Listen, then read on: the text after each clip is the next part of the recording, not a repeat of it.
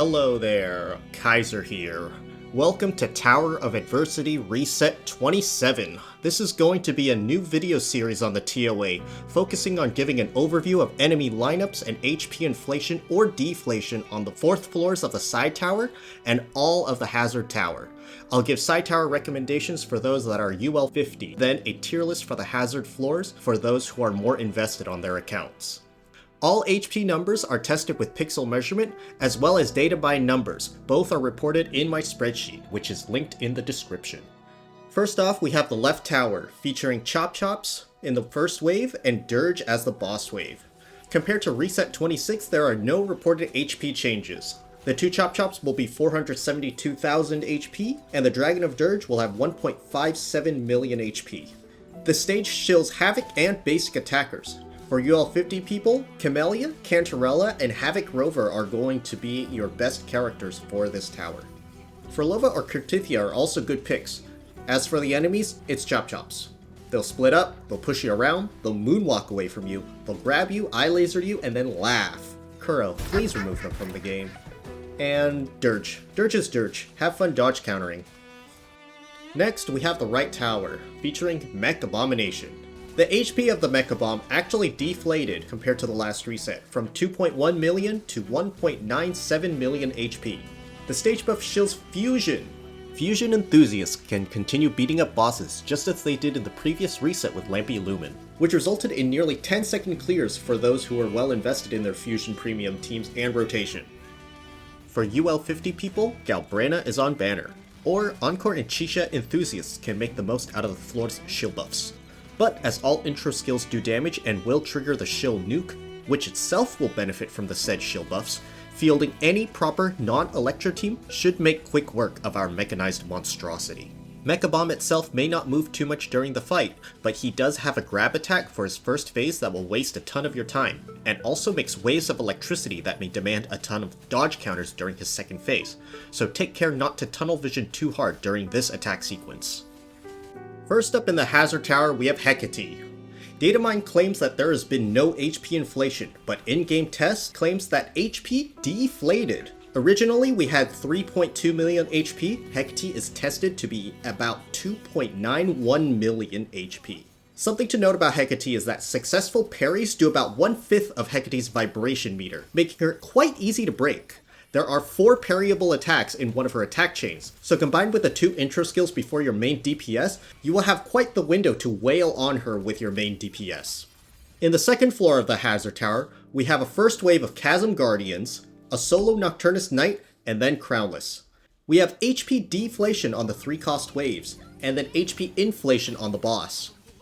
For the first 3-cost wave, we went from about 400k HP to 373k HP per enemy.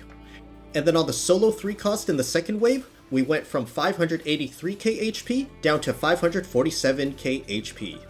The boss itself went up from 2.01 million to 2.26 million. In total, this is a 150k HP increase compared to the last reset. As for the stage buff, we are shilling Electro characters and Arrow characters, while Havoc characters and Spectro characters will be resisted. The second buff is quite universal, as all characters cast their Liberation at some point in their rotation. Casting said Liberation will grant the character a shield, which in turn increases their attribute damage and their attack, stacking up to 3 times. One thing to note that while it says upon obtaining the shield, meaning the shield that you get from casting your Liberation, it's actually upon obtaining a shield. So characters that naturally get a shield within their normal rotation will stack this effect up faster than if you were to just cast Liberations in a normal rotation. Since the buff is very easy to get already through normal gameplay, we're not going to shill characters just because they can make a shield more easily than others. One thing to note is that the shield buff is very universal because it only targets decrease and increase in attribute resistances. The second buff is not shilly at all because it specifies a general attribute damage as opposed to any specific attribute or specific damage type. It seems all of the shield buffs got moved down to Hazard 3 and 4. Before we get to the Hazard Tower, I want to talk about my tier list. First of all, this is a personal tier list, focusing on limited characters being S0R1. I'm not going to place any expectations on what sequence node the standard character should be graded on. I don't own every character, and it's based on my own limited testing, so please take with a grain of salt. The categories that I'm going to place the characters in are called Shill, Half Shill, Good, Skill, Buffer, and Resisted. 4 stars that don't have any notable remarks will be dumped into the support tier because that's what they usually do. Relegated to fallback buffer anyways if you don't have the premium option.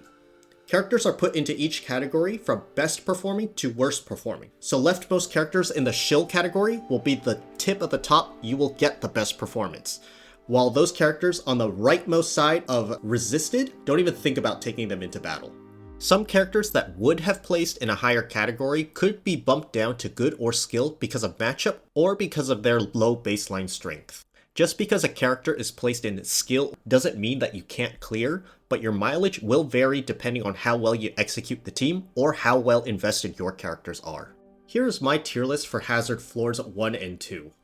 As the early Hazard Tower consists of completely Havoc enemies, all Havoc characters are going to be dumped into Resisted. However, since the buff is very universal, there is no Half Shill tier, so if you're benefiting from the attribute bias, you are rightfully going to be in the Shill category.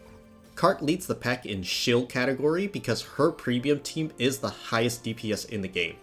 I did bump down Arrow Rover from Shill to Good, because in my testing, I didn't like how Arrow Rover played into Hecate. But obviously there could be other players better than me, so yeah. This is just speaking from my own experience.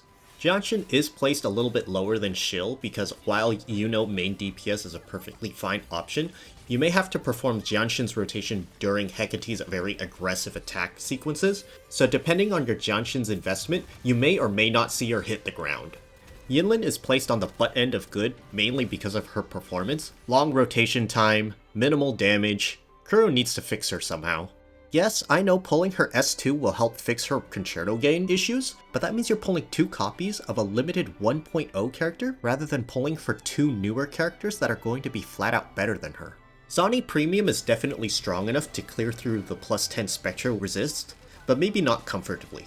Skill parry while in ult form can cover a lot of distance, but otherwise there are very many opportunities to use it. It's very skill or luck based, but the additional vibration damage from said skill parries can help with breaking vibration meters for long periods of uninterrupted DPS. Next up we have the Deep Hazard Tower. First off is a pair of Roshrooms, then a pair of Carapaces. Your mini boss is going to be a bear, and ending with the Impermanence Heron. Compared to the last reset, the 2 Roshrooms are going to replace your 5 1-cost mobs. As for HP, we are going to experience deflation in the Wave 2 3 costs from 634k to 546k, and the mini-boss is going to be deflated from 1.89 million to 1.31 million. There's a slight HP inflation on the boss from 3.13 million in the previous reset to 3.2 million, which is the same as a Hazard 1 boss. As for Hazard Floor 4, we're going to have the Monkey, followed by Fleur-de-Lis. There are no HP changes compared to the last reset. As for your stage buff, we are going to keep that ramping final damage increase from the last reset, which kicks in at 60 seconds after the battle starts. The second buff is going to increase everyone's crit damage by 35%, and then also give Echo skill damage amplification of 50%. In addition, when intro skills are cast, Resonators will gain 50% heavy attack bonus.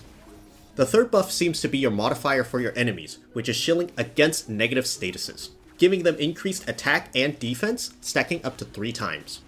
Something I want to note about this enemy buff is that defense stacks is based on the number of status applications, not the number of stacks themselves. Here's some tests that I did with Spectre Rover and Shang Liao, as Spectre Rover applies 1 stack of Frazzle per hit of his enhanced skill, but only does 1 application of 6 stacks of Frazzle with his ultimate. I topped this off by fielding Zani onto the team to make Spectre Rover's Frazzle turn into Heliacal Embers, and as you can see, the Embers are not considered a negative status. Defense is a final damage modifier. Here are the numbers showing how much damage you lose based on the number of times you applied a negative status on the enemy.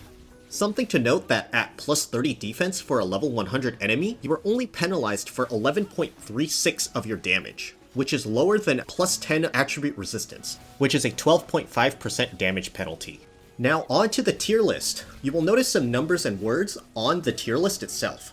This means that those characters are placed in their respective categories from the floor they are fielded in. Otherwise, they are going to be resisted. Given our previous mention about the stacking defense buff, I'm going to put Cartithia at the end of skill gear, just as a precaution. I expect her premium team to be fully capable of powering through the carapaces anyways. GN is also there for the same reasons.